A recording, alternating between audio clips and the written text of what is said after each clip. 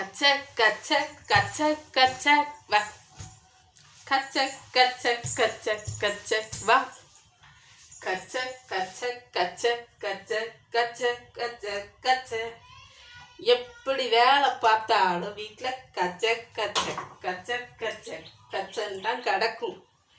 அதை யாராலையும் மாற்றவே முடியாது.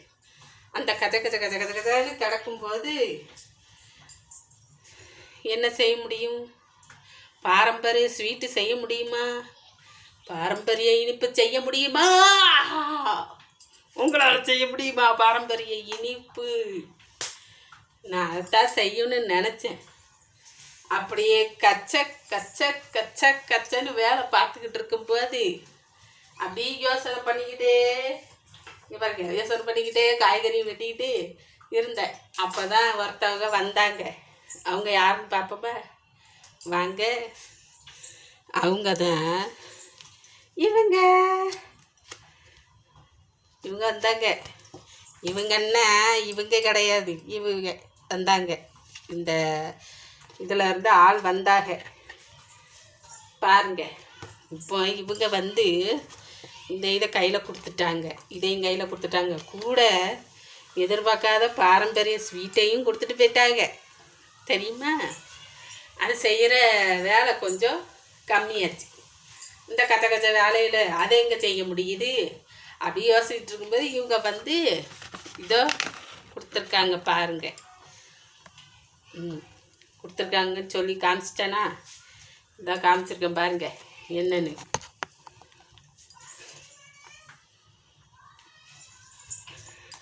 வந்திருக்கா? இப்போ இவங்க இதையும் கொடுத்து இப்படி ஒரு ஃபோட்டோ எடுத்துக்கிட்டாங்க. அப்புறம் ஏற்கனவே ஒரு தட்டு கொடுத்தாங்க. இந்த தட்டு வந்து கொஞ்சம் சாப்பிட்ற மாதிரி, ஒரு சின்ன தாம்பழம் மாதிரி சோறு வச்சு சாப்பிட்ற மாதிரி கொடுத்தாங்கன்னு வச்சுக்கோங்களேன். இங்கே பாருங்க, இதில் அவங்க பேரும் போட்டுட்டாங்க.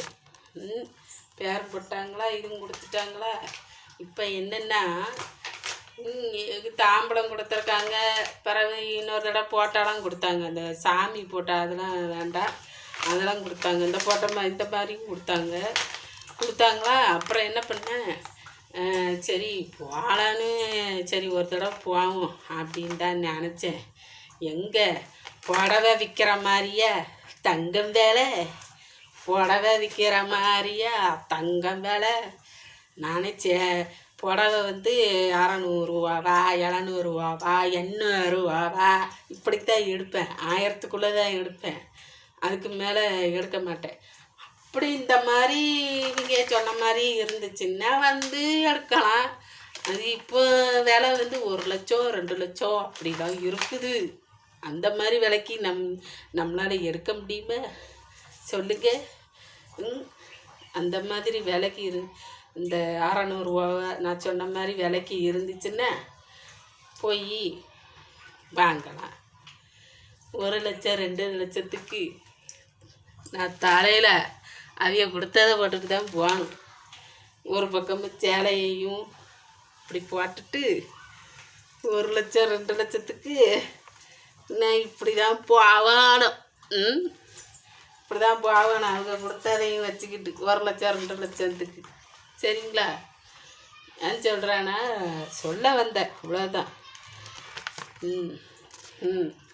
1000க்கு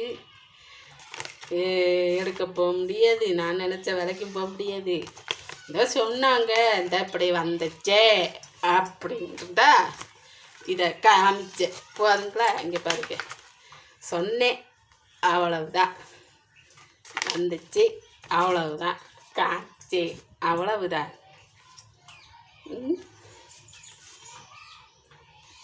பாட்டா இப்படி தான் எடுத்தது. பாட்டா இப்படி நின்னேன் பாருங்க. அதுலேயும் வேலையில் எப்படியோ நின்னேன். அதாவது தலையை விரித்து போட்டுட்டு தான் நின்னேன். வாங்க.